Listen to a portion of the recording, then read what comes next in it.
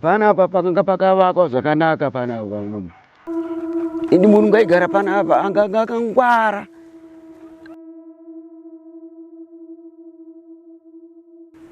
Right. Zvakazoita kuti munhu uyu anga aina mukadzi waviri achigara panapa. Saka one wacho anenge akapoizena chimurume uyu. Right, apaiva basa raWari.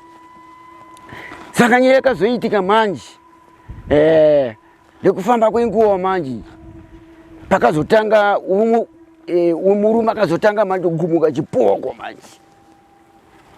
Indi chipoko ichocho manje kuna nhasi chichiri kunetsa kubva nguva iyoyo kusvika nanhasi patiri kutonetsa.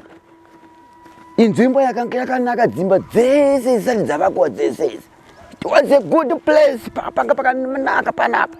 Paine miti yapo yakanaka sitende kuvanhu vese vaiuya vachipaona panapa. But manje nguva ino manje zvamuri kupaona parapa pari kutonetsa nokuda kwenyaya iyoyo.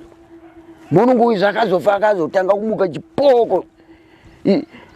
Achingooneka pachingoita moto pachita chii zvese zvichingowanikwa ipapo. Saka manje ndosaka muchiponda pakadaiso pambapa. Pakavakwa zvakanaka. Indi vanhu vese vaipinda vaitonakidzwa napo ida. It was a very good handsome house. It was a handsome building. Sizvo muri kuona zvese yanga yakavakwa yakanaka zvese kunaka zvese. Indi kutoshamisika mazuva ano ukapaona vanhu vakutoona fanikese pasina basa.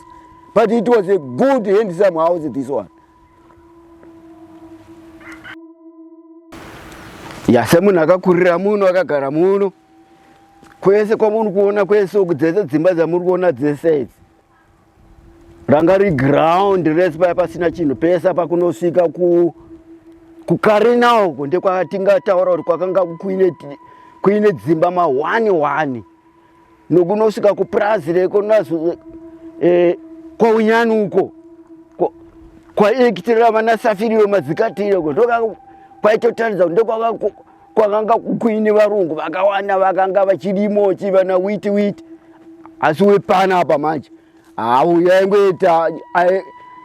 aingorima mombe uyu. Hapana zvaimborima, aingorima mombe ndedzaifuwa chete munomu zvese nekwanero uko kwaitwa zvimombe kwese uko kwamuri kuona uko kune makomo ayo kune zvimabhusa kwezvo kwakusina kwezvo kwese kwamuri kuona magiraundi pese pasina chinhu apa. It was a vast land yese pasina chinhu apa pese. But iko zvino munofungudza kuti vana vazvino vanofunga kuti zvakagara zvakadai. No, it wasn't like this. Pese kwanga pasina chinhu apa pamuri kuona pese apa.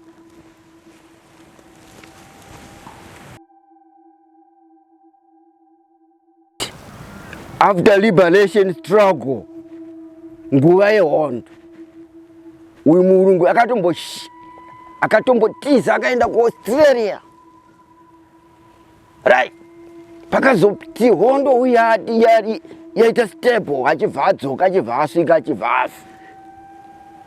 Asi time iyo yehondo akanga asipo akatombotiza akatomboenda mheno pakazodzoka manje achibva afa ndipo akazotorwa purazi rinori manje ramuri kuona racho iro manje rane dzimba dzamuri kuona dzese idzi vana mashilenzi kunosvika uko kudzasi uko kwane purazi raformer president Gabriel kwese uko kwakusina chinhu kwese uko.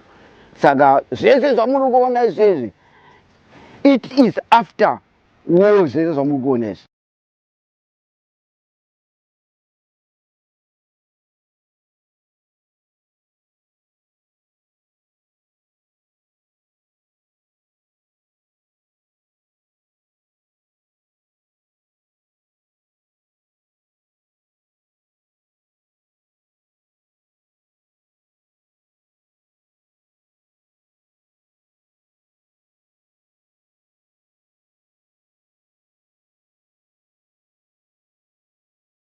Ya ndichiri mudiki manje.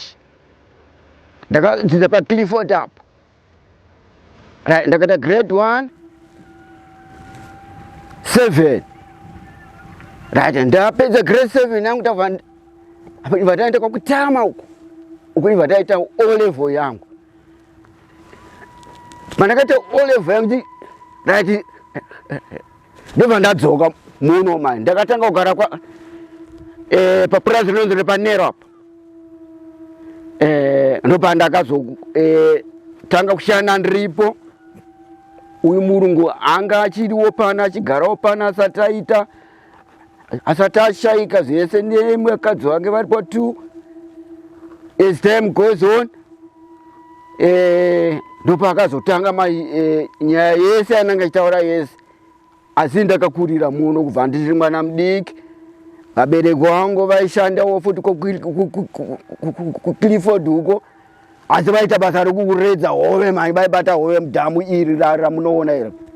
Taiche mangongongo umo tichiva novadiki so kura uleiso musoro wehove. Saka munomu ndakakurira muno ende ndatochemberera muno. Asi imba manje papasati paumboonekwa zvese zvandakutaurirai, but iko zvino manje pakutochisa pakutonzi Phantom House kana kuti kana ndichiti Phantom ndoreva kuti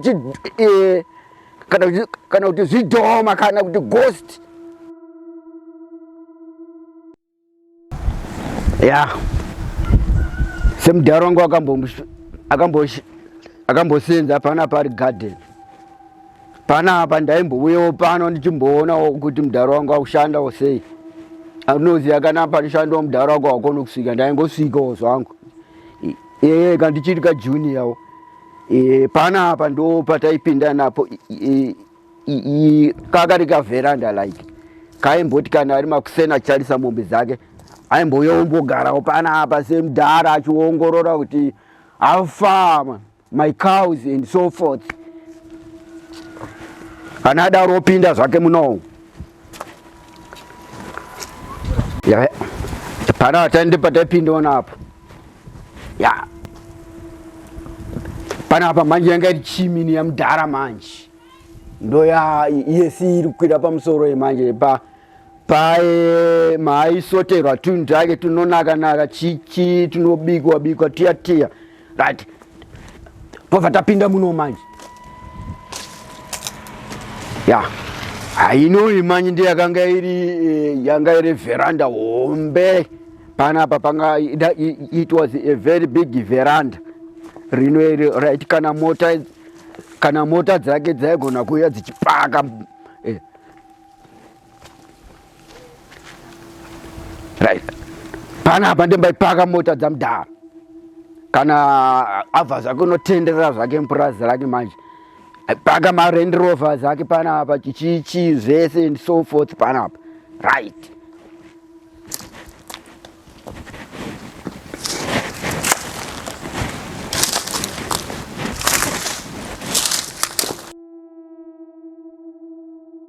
Ino imba ndianga di dining room manje.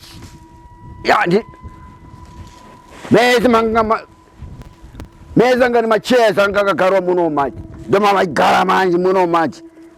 Kana vachiona TV manje chioneka ka TV vakagara manje. Pana ndipaigara manje vanhu manje mavisitors anenge auya kuzoona mudhara manje. TV pamadziro apa chionekwa.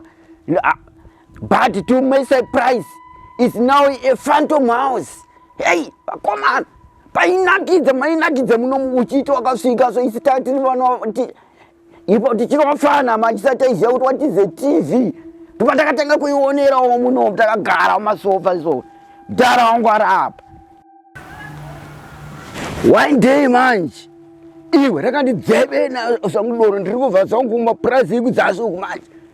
Iwe ndabva ndasvika manje ndifamba chidzedzereka famba zvangu.